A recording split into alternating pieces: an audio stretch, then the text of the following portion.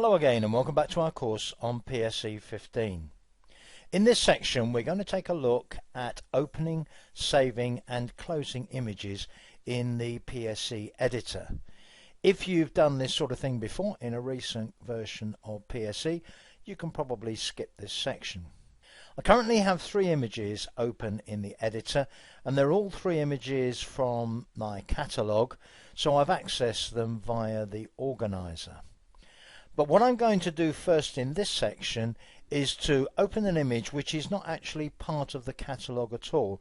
It's just an image that happens to be on my hard drive. Now in order to do this, I'm going to click on the File menu and I'm going to click on Open. And that brings up a regular Windows browser. Let me browse to the folder that contains the image I'm going to open. And when I browse to that folder, I'll see a whole gallery of images available for me to open. And note down here the file type All Formats. Let's click on the drop down. If I want to select a particular type of image, a particular format, I can select that format here. I do know that most of the images in that folder are JPEGs, so if I choose the JPEG type, I'll only be offered JPEG images. But one of the images at least is of Photoshop type. That's PSD. And I'm going to open this PSD image and explain a little bit about PSD files.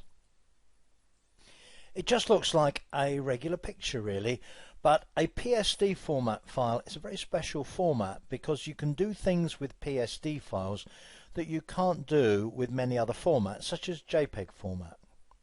One of the things you can do is that you can work on layers within the file.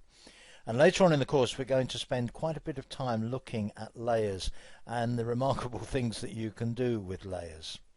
For the moment though, I can just think of this as yet another image. Let's suppose I wanted to crop it.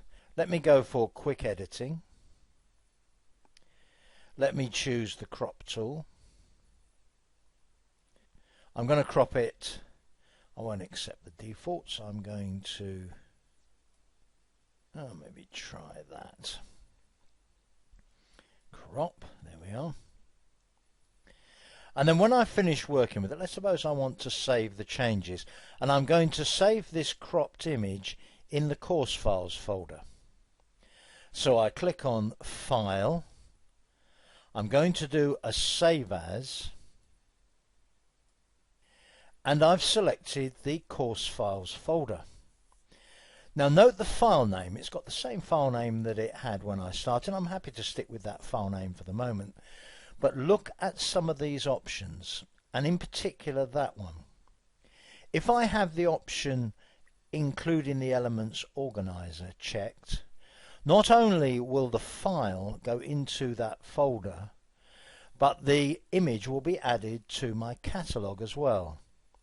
So I'll have a thumbnail, I'll have all the other image information in my catalogue, and of course a link to the file's location in that folder. This is the version of the file that I'm saving, not the one I started with. It's the one that I'm saving now. Now another option I have here, if I wanted to save it in the same folder as the original folder and there's potential of overwriting the original, I can save it as a copy. The third option here, ICC profile, is to do with color profile. We're just going to leave that set at the default. So what I'm saying here now is save that file in the course files folder, but add it to the catalogue as well. So click on Save. Let's just take a look at it in the organizer. Let's scroll right down to the bottom, and there it is. So back into the editor.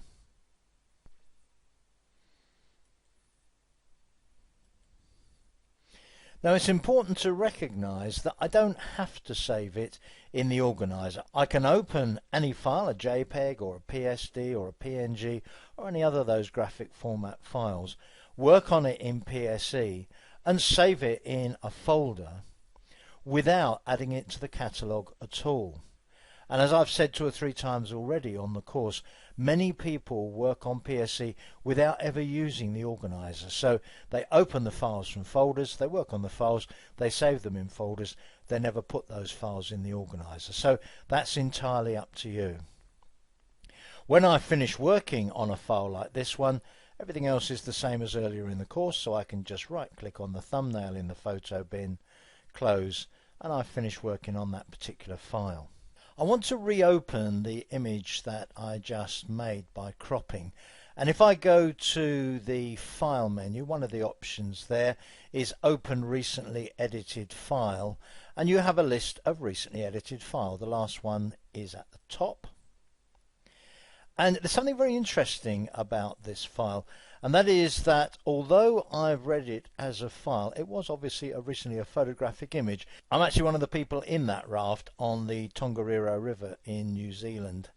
Let's just flip back into the organizer.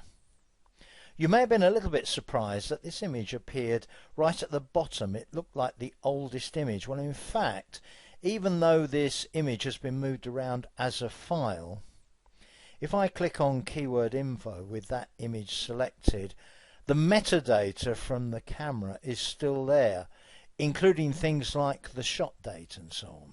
So it was actually taken on February the 6th, 2007, that image. So as you can see, the metadata for this image is part of the file. It's not anything really to do with PSE as such. Let's go back into the editor. What I'm going to do now is to make a further change to this image, and in this occasion I'm going to add some text to it. So I'm going to click on the horizontal type tool on the left here. Note the tool options that appear at the bottom. I'll be telling you about this tool later in the course. And what I'm going to do now is to click on the image, and I'm just going to type. Let me just move that there. Having made any change to this image, and all I've done here is to put a word on it, let's suppose now that I want to save the image, and I want to save the change that I've just made. So I click on Save, and I'm offered a save which involves using exactly the same name, obviously in the course files folder, but that would overwrite the original. Note I have the option there again, include in the Elements Organizer. Well, of course the original is in the Elements Organizer. But if I want to save it in a version set with the original, let me check Save in Version Set. It automatically gets the same name that it started with, but with an added part before the extension of Edited 1. So I will finish up with a version set in which the newer image has a name which is made from the earlier image's name, but with Edited 1 added. Now in this case, because this file is getting a different name, I don't need to worry about as a copy. Note the checkbox on layers. That means that this image will still be saved with layers, which we'll talk about later. Click on Save. Now let me go back into the organizer. And now, of course, at the end, I've got my version set. So the older one without the word is there. I could work on that again if I wanted to. The newer one with the word is there as well, and marked as Edit in Progress as well.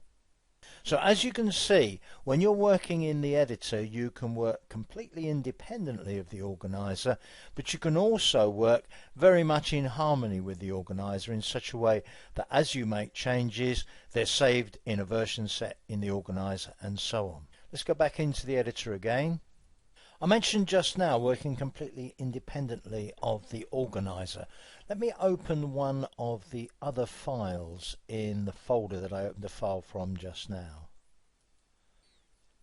This time I'm going to open a straightforward JPEG file, so click on Open. There it is. And now I'm going to do a Save As. I'm going to save it to the Course Files folder.